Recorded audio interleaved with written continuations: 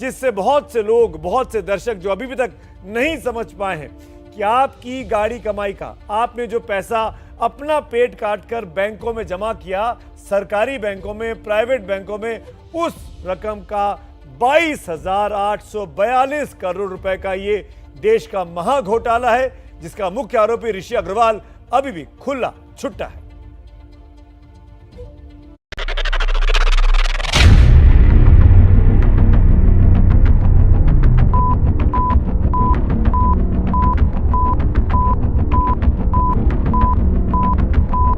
बारह नंबरों वाला ये किसी इंटरनेशनल कॉल का नंबर नहीं है। ना, ये कोई स्कूली बच्चे के मैथ का भी सवाल नहीं है।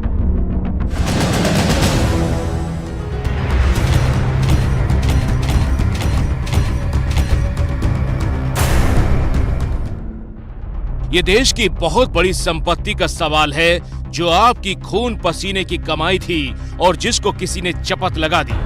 और ये रकम है 22,842 करोड़ रुपए की, जिसे 28 बैंकों को चूना लगाकर देश का सबसे बड़ा बैंकिंग घोटाला किया गया। इस घोटाले की कड़ियां सीधे जुड़ रही हैं एबीजी शिपयार्ड लिमिटेड कंपनी से। ये तस्वीर उसी कंपनी के दफ्तर की है जो बनाती तो पानी का जहाज थी, लेकिन देश के बड़े बड़े बैंकों में जमा देश की कमाई को पानी में मिला दिया। सवाल है कि ये सब किसकी मिली भगत से हुआ।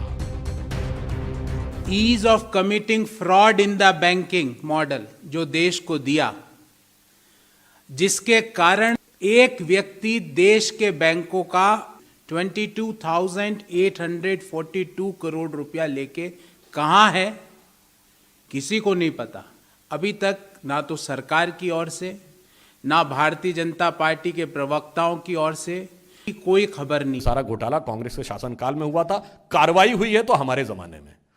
फ्रॉड घोषित ऑडिट होकर फाइनली एनपीए हमारे जमाने में, फ्रॉड घोषित होकर कार्रवाई हमारे जमाने में। इस घोटाले की पूरी कहानी समझने के लिए पहले इस चेहरे को देखिए। ये जनाब हैं Rishi Agarwal, ABG shipyard limited और प्रबंध निदेशक। घोटाले की बात सामने आई तो स्टेट बैंक ऑफ इंडिया की शिकायत पर सीबीआई ने अग्रवाल समेत 5 लोगों के खिलाफ नामजद मामला दर्ज कर लिया। इनके अलावा 2 कंपनियों और कुछ अज्ञात कर्मचारियों के खिलाफ भी एफआईआर दर्ज हुई है। ये मामला स्टेट बैंक के डीजीएम बालाजी सिंह सामंता की शिकायत पर दर्ज हुआ। एफआईआर होने के बाद इन सभी आरोपियों के खिलाफ लुकआउट नोटिस भी जारी हो चुका है, यानी इनको कहीं भी दिखते ही दबोच लिया जाए ताकि विदेश ना भाग सकें। इस कंपनी और इसके डायरेक्टरों पर 28 बैंकों से 22,842 करोड़ रुपए की धोखाधड़ी का आरोप है। ये मामला खुला तो सवाल उठा कि साजिश का सबसे बड़ा आरोपी ऋषि अग्रवाल है कहां? वो देश में ही है या विदेश भाग गया है? लेकिन बुधवार को सीबीआई ने अग्रवाल से कई घंटों तक पूछताछ की। सीबीआई ने ऋषि कमलेश अग्रवाल से लंबी पूछताछ की और लंबी पूछताछ के बाद छोड़ दिया। अगली पूछताछ के लिए कुछ दस्तावेजों को साथ लाने के लिए कहा है। सीबीआई ने साल 2005 से लेकर साल 2020 तक सिलसिलेवार तरीके से घटनाक्रम को जानना चाहती थी और उससे संबंधित दस्तावेजों को खंगालना चाहती है। सीबीआई सूत्रों की माने तो उन्हें लगता है कि बैंकों के कुछ बड़े अधिकारी भी इसमें शामिल हो सकते हैं, जिसकी जांच सीबीआई करना चाहती है। सीबीआई सूत्रों की माने तो वो ऋषि अग्रवाल से एक बार फिर पूछताछ करेंगे। साथ ही साथ ऋषि अग्रवाल को कुछ दस्तावेजों के साथ आने के लिए कहा गया है। वैसे सीबीआई बाकी आरोपियों से पूछताछ के लिए छापेमारी कर रही है।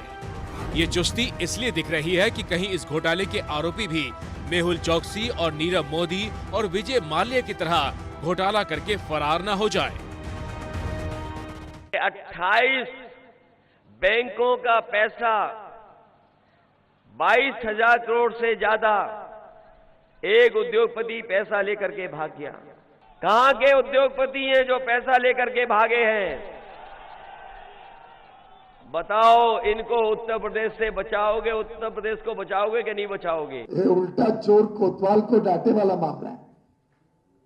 आप सभी अभी तक तो जानते हैं कि लोन कब दिए गए। ये लोन 2005 से 2012 के बीच में दिए गए। अब इस घोटाले का इतिहास समझ लीजिए। 15 मार्च 1985 में गुजरात के सूरत में एबीजी शिपयार्ड कंपनी की शुरुआत की गई। ये कंपनी जहाज बनाने और इसकी मरम्मत करने का काम करती है।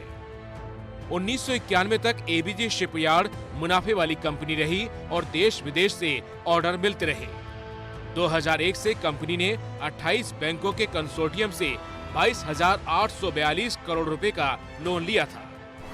इसके बाद 10 वर्षों तक कंपनी ने करीब 165 जहाजों का निर्माण और मरम्मत की, लेकिन 2013 से कंपनी ने बैंकों का लोन चुकाना बंद कर दिया और उसी साल बैंकों ने इस लोन अकाउंट को एनपीए यानी नॉन परफॉर्मिंग एसेट घोषित कर दिया।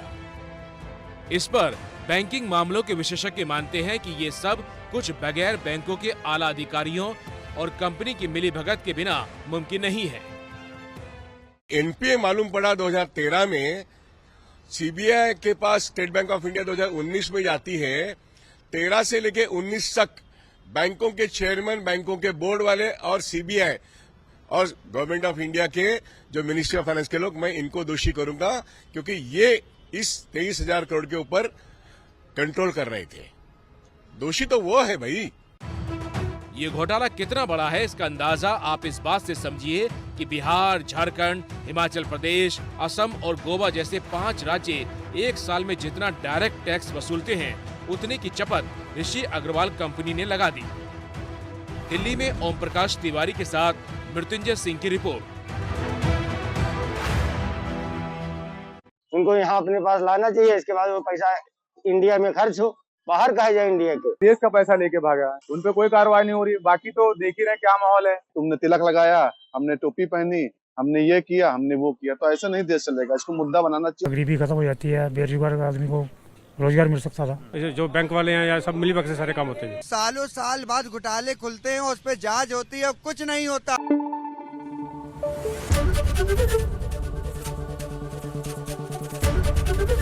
एबीपी न्यूज आपको रखे आगे।